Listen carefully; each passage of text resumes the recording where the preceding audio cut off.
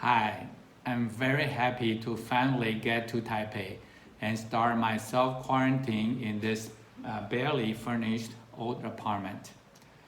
Right before my flight to Taiwan, it had been chaotic 2 weeks in Texas. The extremely cold weather compounded with the power outage left millions of people without heat, clean water, or hot meals. In fact, the lowest temperature in Dallas area reached -2 degrees of Fahrenheit, which is about -19 degrees Celsius on the 16th of February. At the same time, I have to get prepared for my trip. In the freezing, snowy, icy condition that Texas is not prepared for, most of business were closed. Vaccination was delayed and COVID testing was canceled. My boss from work even asked me if I could delay my trip to Taiwan, but I said no.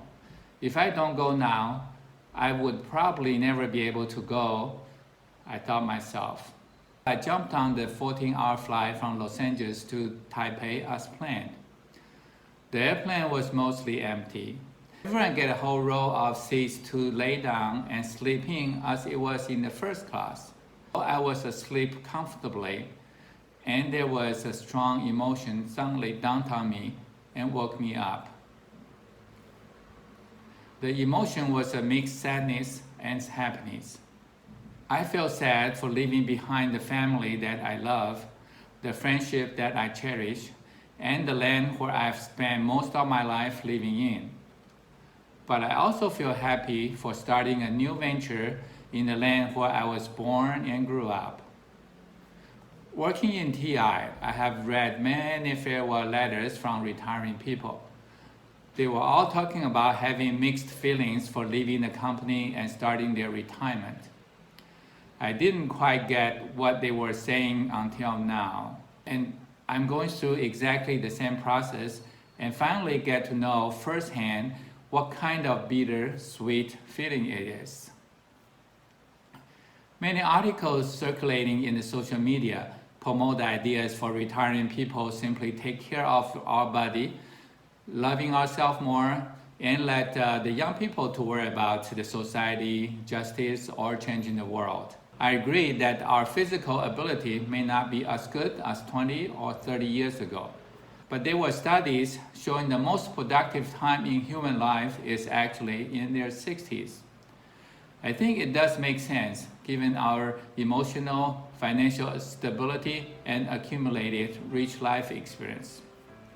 So, I choose to continue to challenge myself instead of taking the relaxation route in my retirement. And I chose to do it in my childhood motherland. That actually made it a greater challenge since I have to uproot my life, replant myself into the environment, which is totally different from my last full-time living there. However, I do have my fond memories and awesome friends grew up in Taiwan. By reconnecting to my old buddies, especially Jeff and Frank, I was able to tap into a wonderful group of people and resources in National Chongqing Ren'ai Alumni Association. With their help, I have fortunately been able to form a very strong support team. We all work selflessly towards the common goal of helping underprivileged kids to explore, to learn, and to succeed. My old memory of working together for charity in college. That makes me feel young and energetic again. Now, I'm sure I won't be lonely in this journey. And I'm so happy to come home. Thanks God.